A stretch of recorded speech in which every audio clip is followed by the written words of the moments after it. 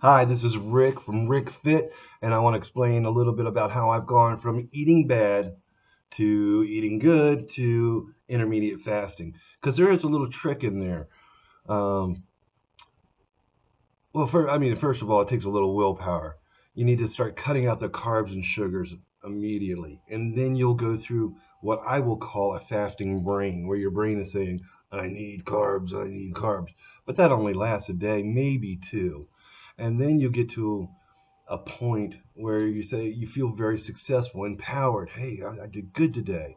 Make it 2 days, make it three if you need to. And when you get comfortable at that point, having no carbs and sugars in your body, in your system, then you can start thinking about fasting. And I would do it very slowly.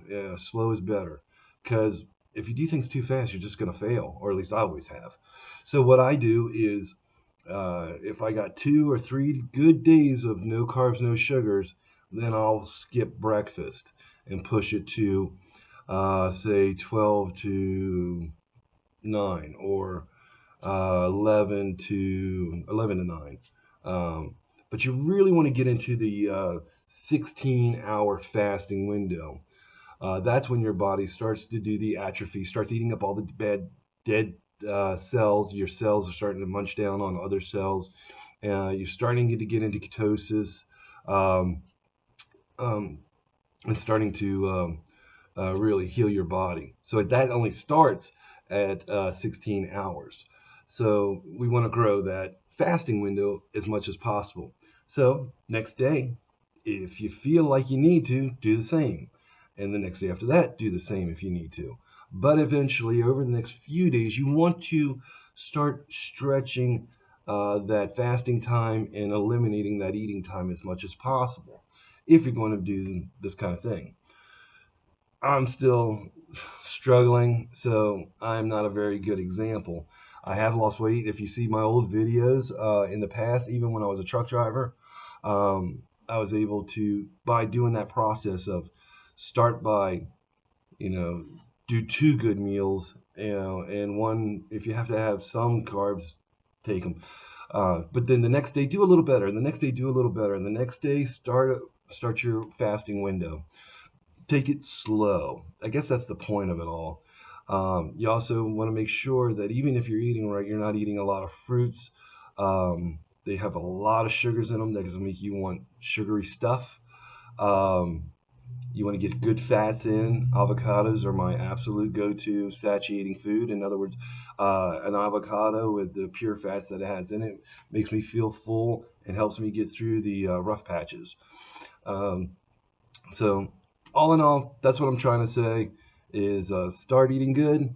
If you only can do it one meal, do one meal. If you can get all three or four in there, do them good. Get rid of the carbs, get rid of the sugars, and start growing your fasting window, and you'll start losing weight. So far, since I started this, now I gotta say, you probably could need to cut out all alcohol. I've cut out all alcohol completely, which was my number one reason for getting fatter. Um, if you do have a drink, and I would keep it to limited one, maybe two at a special occasion, occasionally. Vodka and cranberry is probably the least amount of calories in a beverage, alcoholic beverage. Uh, but I say no alcohol, no carbs, no sugars.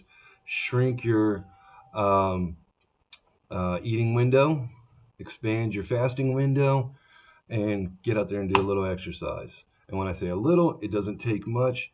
You can tell your body is losing weight by the air that comes out of your mouth. When a fat cell burns, it releases a little tiny bit of carbon dioxide.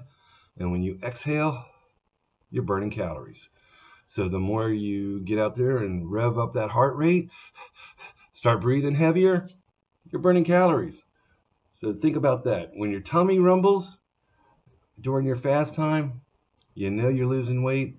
And when you're exercising and you're breathing heavy, you know you're exhaling burnt up fat cells. All right. So I'm Rick from Rick Fit. Thank you for joining me. And I'll see you soon. Later.